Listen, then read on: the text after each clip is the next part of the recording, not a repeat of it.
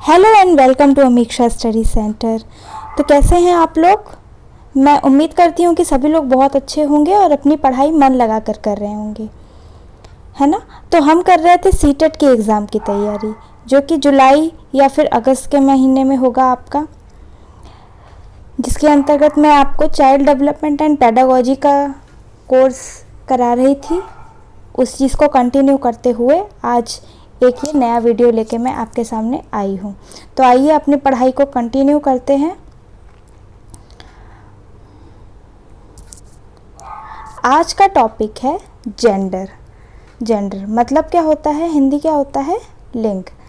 तो हम देखते हैं कि लिंग जो है वो एजुकेशन से कैसे संबंधित है ना। पढ़ाई में इसका जो हमारे क्वेश्चन आते हैं जेंडर के बारे में कैसे आते हैं, तो बहुत ही छोटा मगर इम्पॉर्टेंट टॉपिक है। क्वेश्चन आते हैं और बहुत ही इजी क्वेश्चन आते हैं। अगर आप थोड़ा भी ध्यान देंगे तो बहुत इजीली क्वेश्चंस को सॉल्व कर ले जाएंगे, है ना।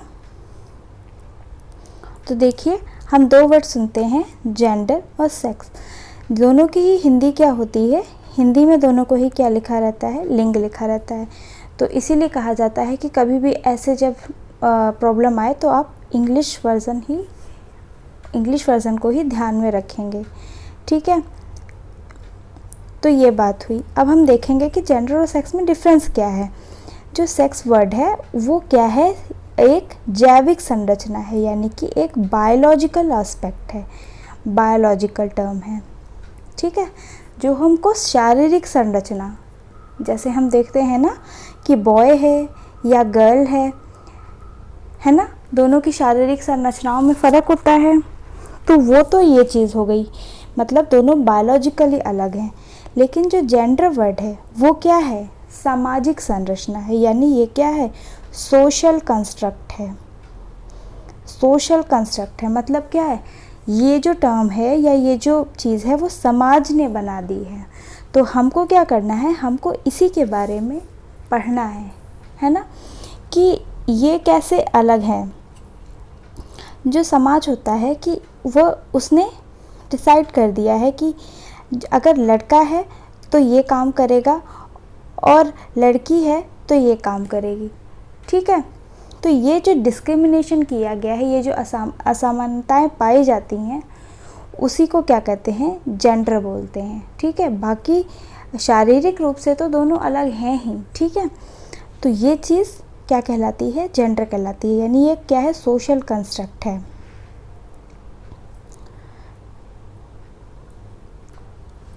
तो देखिए, कुछ टर्म्स आते हैं जो एग्जामिनेशन क्वेश्चन में आते हैं, उसको लेके मैं क्लियर कर दूं कि वो जो क्वेश्चन है उसमें आप कैसे ऑप्शन चूज़ करेंगे। एक शब्द आता है जेंडर स्टीरियोटाइप।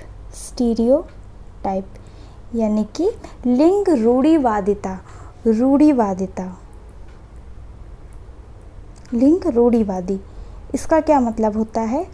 देखिए, समाज में ऐसे हमारे कुछ नियम बना दिए गए हैं कि लोग कुछ रूढ़िवादी हैं, यानी जो पुरानी सोच है उसको क्या कहते हैं, रूढ़िवादी। जैसे कुछ चीज़ें बना दी गई हैं कि जो मैथ सब्जेक्ट है लड़कियों के लिए नहीं है, only boys can do good in maths. लड़कियों को तो क्या ले लेना चाहिए, आर्ट साइड लेके पढ़ाई कर लेनी चाहिए, क्योंकि they can not do good in maths and science and all that, ठीक है। सिर्फ लड़के ही क्या हैं, कोई भी शारीरिक जो काम है, बॉडी बिल्डिंग का है या खेल कूद है, वो क्या करेंगे, सिर्फ लड़के करेंगे। लड़कियां क्या हैं, सिर्फ घर का काम करेंगी। क्यों भाई, ऐसा तो है नहीं। क्या लड़के क्या घर के काम नहीं कर सकते? क्या लड़के अच्छा खाना नहीं बना सकते? ऐसा बिल्कुल नहीं है। बड़े बड़े हम होटल्स देखते हैं, वहाँ जो शेफ़ होते हैं मोस्टली क्या होते हैं, मेल्स होते हैं, है ना। और लड़कियाँ भी ऐसी नहीं हैं, आजकल लड़कियाँ क्या हैं, पायलट भी बन रही हैं। तो हम ऐसे डिस्क्रिमिनेट नहीं कर सकते, है ना। हम ऐसे स्टीरियोटाइप थिंकिंग लेके नहीं चल सकते। ऐसा कहीं भी क्वेश्चन आता है, एग्जाम्पल देके सिचुएशन बेस्ड क्वेश्चन भी आते हैं, तो उसकी भी प्रैक्टिस मैं आपको करवाऊंगी कि सिचुएशन बेस्ड भी क्वेश्चन आते हैं और उसमें पूछा जाएगा कि यहाँ जो बात कही गई है वो क्या है, क्या है। तो आप क्या लगाएंगे, जेंडर स्टीरियोटाइप, यानी कि लिंग रूढ़िवादिता, ठीक है, रूढ़िवादी सोच है। और देखिए और क्या बात होती है, और एक टर्म आता है जेंडर डिस्क्रिमिनेशन। जेंडर डिस्क्रिमिनेशन, इसको भी मैं एग्जांपल देके आपको समझा देती हूँ। मतलब कि भेदभाव करना, भेदभाव, जैसे कि क्लास में अगर हैं तो क्या कर रहा है, कोई एक जो फीमेल टीचर है वो सिर्फ क्या है, लड़कियों को तो नहीं डांट रही है, लड़कों को डांट रही है, या लड़कों को तो मुर्गा बना दिया, पनिशमेंट दे दी बहुत भारी, पर लड़कियों को नहीं दी, ठीक। या और भी कुछ है, लड़के शोर कर रहे हैं तो उनको नहीं कुछ कह रहे हैं, सिर्फ लड़कियां, तो ये क्या है, ये भेदभाव करना है, ठीक है। लड़कों को बाहर खेलने भेज दिया, बाहर पढ़ने भेज दिया, पर लड़की को नहीं भेजा, ये क्या है, भेदभाव करना है। तो यहाँ इसको क्या कहते हैं, डिस्क्रिमिनेशन करना। तो ये टॉपिक आ गया। अब देखिए हमको क्या करना है, हमको क्लास में एजुकेशन में क्या इसका इम्प्लीमेंटेशन है, एजुकेशनल इम्प्लीमेंटेशन।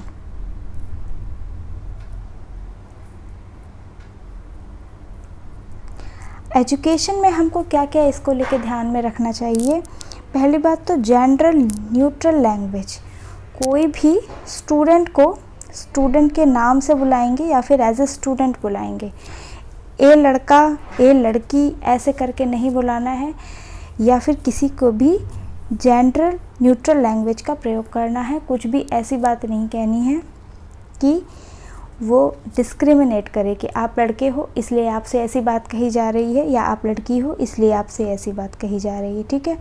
तो और क्या, जेंडर पैरिटी, समानता का बहुत ध्यान रखना है, तो सबको इक्वली ट्रीट करना है, चाहे वो लड़का हो या लड़की हो।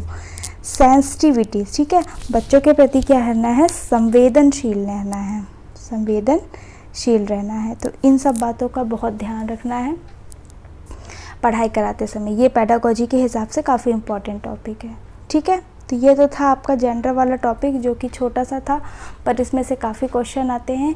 मैं क्वेश्चंस की प्रैक्टिस आपको ज़रूर करवा दूंगी, जल्दी ही क्वेश्चंस मैं आपको लेकर आऊँगी, तो आपको टॉपिक और भी क्लियर हो जाएगा, ठीक है।